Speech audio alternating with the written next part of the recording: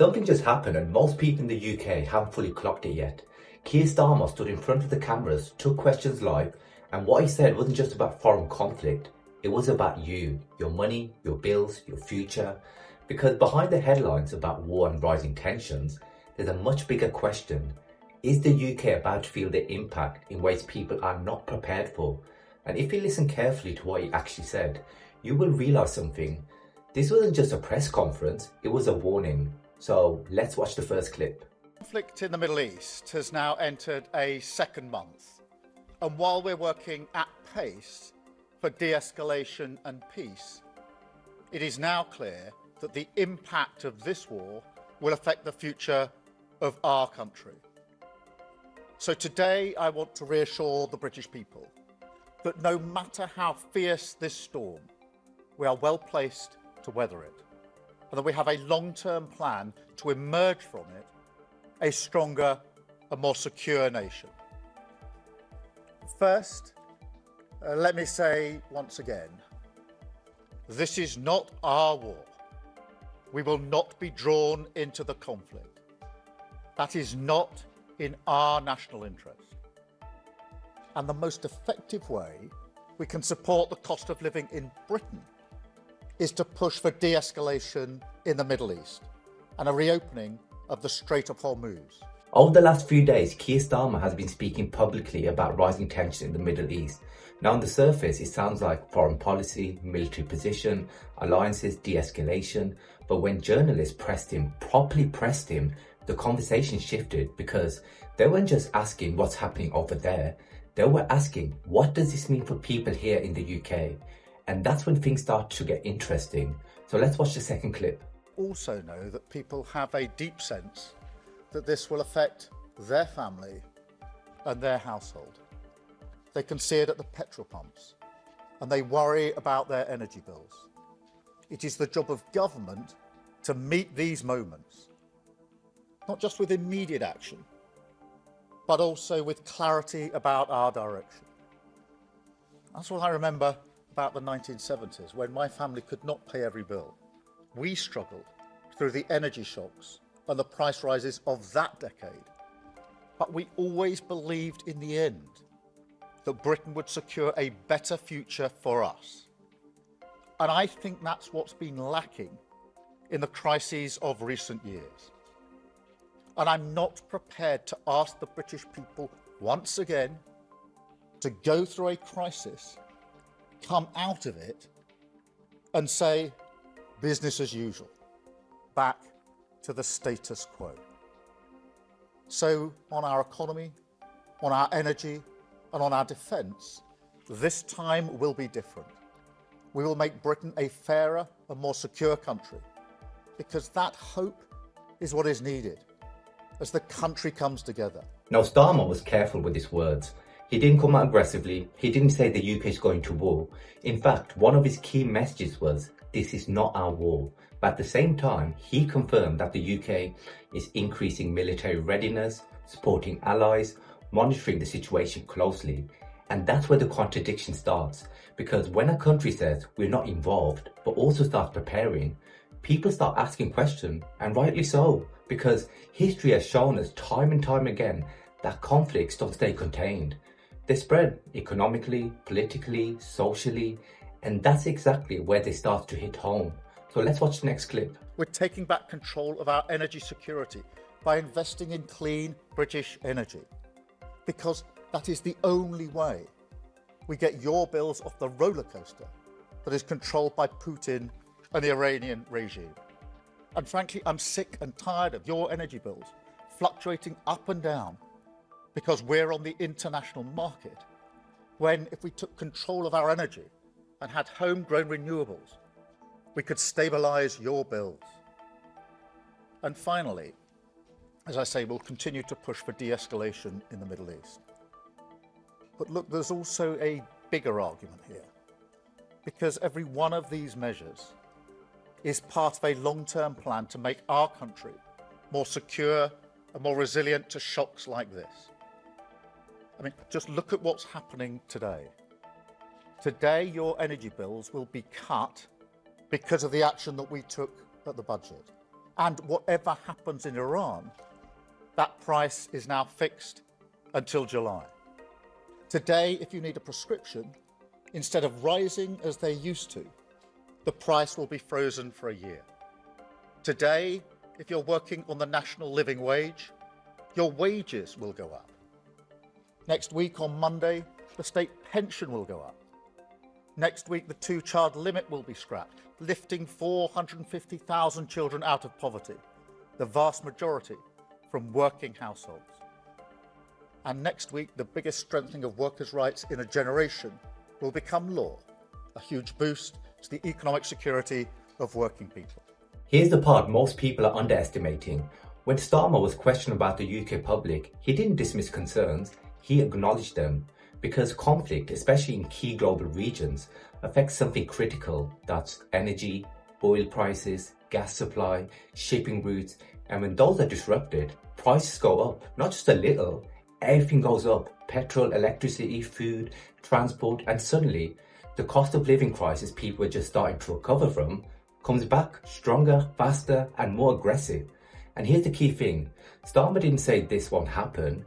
He focused on managing the situation, which tells you everything. So let's watch the next clip. However, it is increasingly clear that as the world continues down this volatile path, our long-term national interest requires closer partnership with our allies in Europe and with the European Union. Now we have made progress on this front, on agriculture, electricity, emissions trading, and more. But as the Chancellor has rightly pointed out, Brexit did deep damage to our economy, and the opportunities to strengthen our security and cut the cost of living are simply too big to ignore. So, in the coming weeks, we will announce a new summit with our EU partners. And I can tell you that at that summit, the UK will not just ratify existing commitments made at last year's summit. We want to be more ambitious. Closer economic cooperation, closer security cooperation, a partnership that recognises our shared values, our shared interest, and our shared future. A partnership for the dangerous world that we must navigate together. A world where this government will be guided at all times by the interests of the British people. Thank you. Let's break this down in real terms, because this is where it becomes real life. If tension escalates further, fuel prices could rise again, businesses face higher costs, and those costs, they get passed to you. Inflation pressure returns, and what does that mean? Your weekly shop goes up again, your energy prices creep up higher again, your disposable income shrinks again, and here's the uncomfortable truth. Most people, they're already stretched, so even a small increase will feel massive. And when journalists pushed Starmer onto this, he didn't give guarantees, he gave reassurance, and there's a big difference. So let's watch the next clip. As it stands, fuel duty is set to go up in September. You've said that's under review. I think today you said you were monitoring it.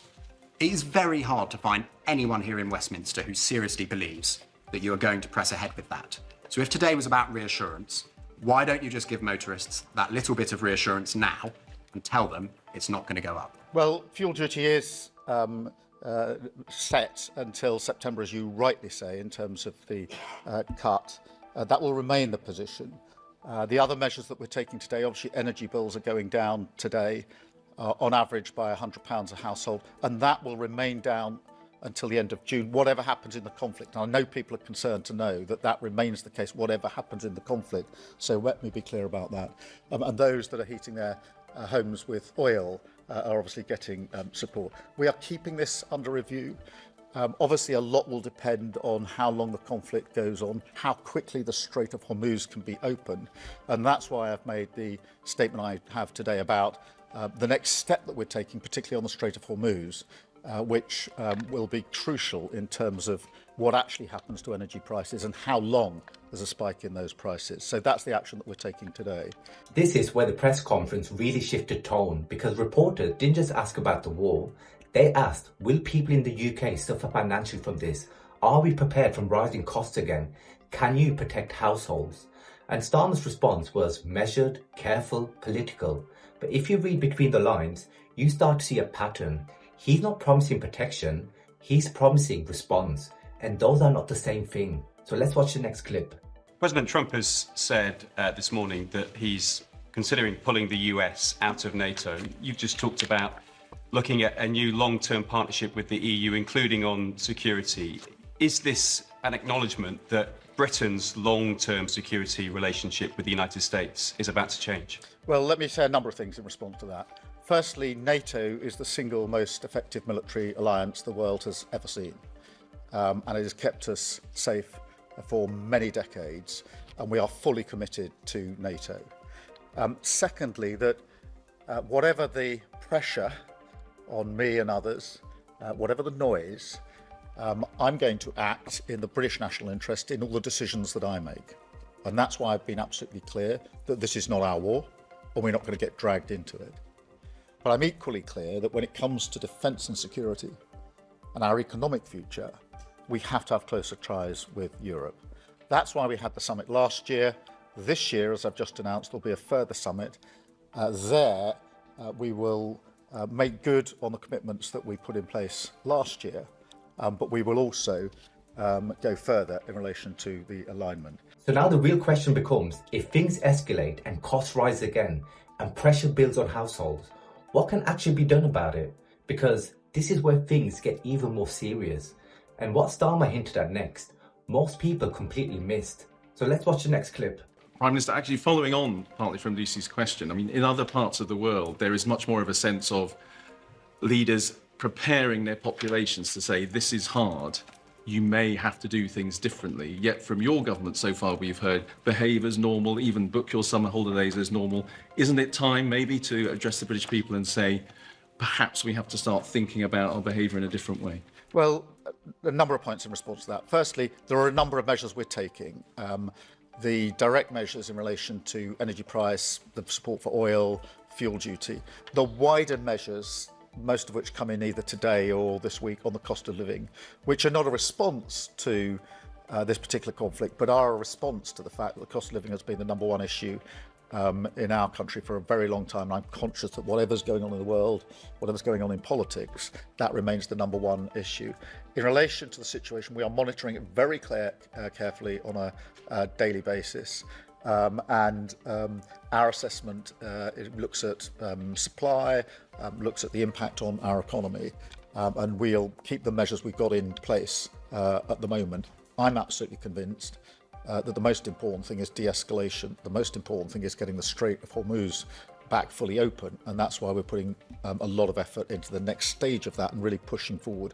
And as I've said, we're prepared to take a sort of leadership role in that as the United Kingdom in relation to the Straits of Hormuz. So what do you think? Is this conflict going to end anytime soon? Is the British public, us, going to pay the price for it with all these price hikes? What's your opinion on this?